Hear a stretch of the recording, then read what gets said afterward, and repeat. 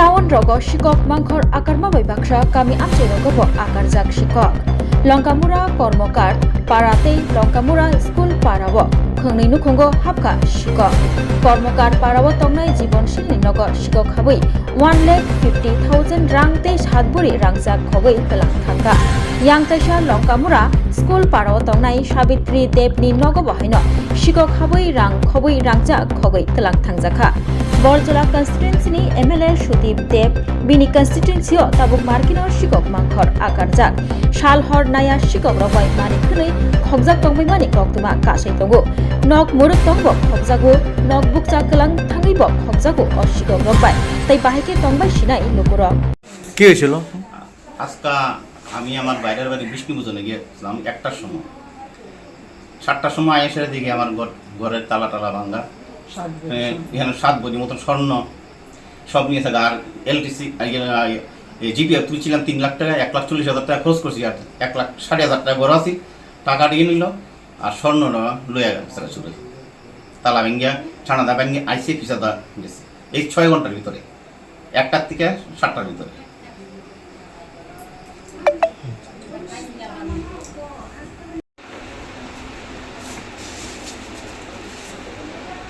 আজকে সন্ধ্যা আনুমানিক 6:30টার দিকে, 6:30 7টার দিকে আমার কাছে একটা ফোন যায় লঙ্কামুরা কর্মকার পাড়া, বিশেষ করে আমার বাড়ি পাশেই মানে 2-4টা বাড়ি পরে আমার কাছে একটা ফোন যায় যে এই এলাকার গভর্নমেন্টের সরকারি কর্মচারী জীবনশীলের বাড়িতে চুরি হয়। আমি শুনে সঙ্গে সঙ্গে আসার পরে দেখলাম, ওনার সঙ্গে কথা বলছি এবং সরজমিনে মানে আমরা যেটা দেখলাম, ওনার ঘরের মধ্যে একদল চোর হানা দেয় এবং ওনার ঘরের তালা ভেঙে সমস্ত কিছু স্বর্ণ অলংকার এবং ক্যাশ টাকা সহ যতটুকু আমি শুনতে পেলাম প্রায় 1.5 লক্ষ টাকার মতো এবং 7 ভরি স্বর্ণের গয়না সহ এবং অন্যান্য সামগ্রী নিয়ে যায়।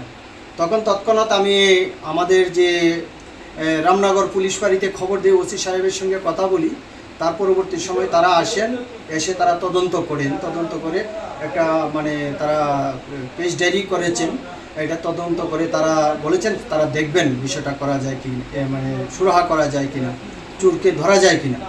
কিন্তু আমার প্রশ্ন, আমরা এতদিন শুনে আসছি আগরতলা শহরের মধ্যে চুরি হতো, ঘন ঘন চুরি হচ্ছে, কিন্তু এখন আমাদের গ্রাম অঞ্চলে বিশেষ করে আমরা এই জিনিসটা লক্ষ্য করতে পারছি। আমরা ভাবতে পারছি না যে এখন গ্রামের মধ্যেও সেই চোরের দল দিনের বেলা হানা দিচ্ছেন। তারা যতটুকু আমি শুনতে পেরেছি, তারা 1টা থেকে 7টা পর্যন্ত ওরা একটা নিমন্ত্রণে গিয়েছিল।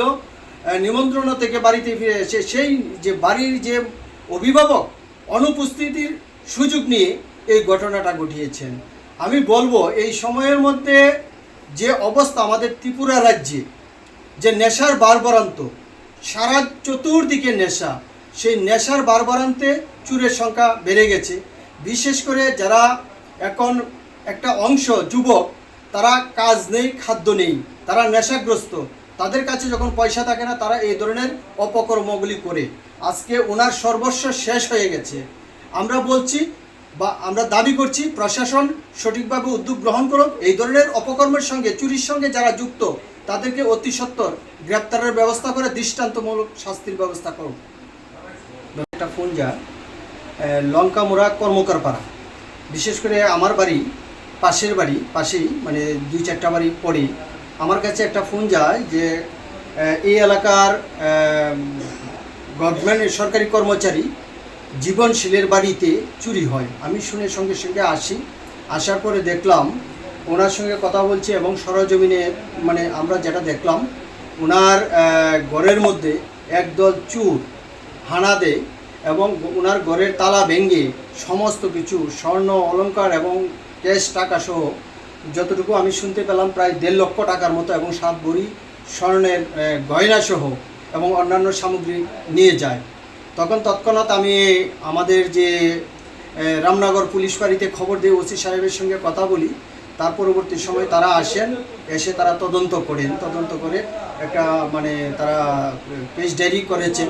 এটা তদন্ত করে তারা বলেছেন তারা দেখবেন বিষয়টা করা যায় কি, মানে সুরাহা করা যায় কিনা, চোরকে ধরা যায় কিনা। কিন্তু আমার প্রশ্ন, আমরা এতদিন শুনে আসছি আগরতলা শহরের মধ্যে চুরি হতো, ঘন ঘন চুরি হচ্ছে, কিন্তু এখন আমাদের গ্রাম অঞ্চলে বিশেষ করে আমরা এই জিনিসটা লক্ষ্য করতে পারছি। আমরা ভাবতে পারছি না যে এখন গ্রামের মধ্যেও সেই চুরের দল দিনের বেলা হানা দিচ্ছেন। তারা যতটুকু আমি শুনতে পেরেছি, তারা 1টা থেকে 7টা পর্যন্ত ওরা একটা নিমন্ত্রণে গিয়েছিল। নিমন্ত্রণ থেকে বাড়িতে ফিরে এসে সেই যে বাড়ির যে অভিভাবক অনুপস্থিতির সুযোগ নিয়ে এই ঘটনাটা ঘটিয়েছেন। আমি বলবো এই সময়ের মধ্যে যে অবস্থা আমাদের ত্রিপুরা রাজ্যে, যে নেশার বারবারান্ত, সারা চতুর্দিকে নেশা, সেই নেশার বারবারান্তে চুরের সংখ্যা বেড়ে গেছে। বিশেষ করে যারা এখন একটা অংশ যুবক, তারা কাজ নেই, খাদ্য নেই, তারা নেশাগ্রস্ত, তাদের কাছে যখন পয়সা থাকে না, তারা এই ধরনের অপকর্মগুলি করে। আজকে ওনার সর্বস্ব শেষ হয়ে গেছে। আমরা বলছি বা আমরা দাবি করছি প্রশাসন সঠিকভাবে উদ্যোগ গ্রহণ করুক। এই ধরনের অপকর্মের সঙ্গে, চুরির সঙ্গে যারা যুক্ত, তাদেরকে অতি সত্বর গ্রেপ্তারের ব্যবস্থা করে দৃষ্টান্তমূলক শাস্তির ব্যবস্থা করুক।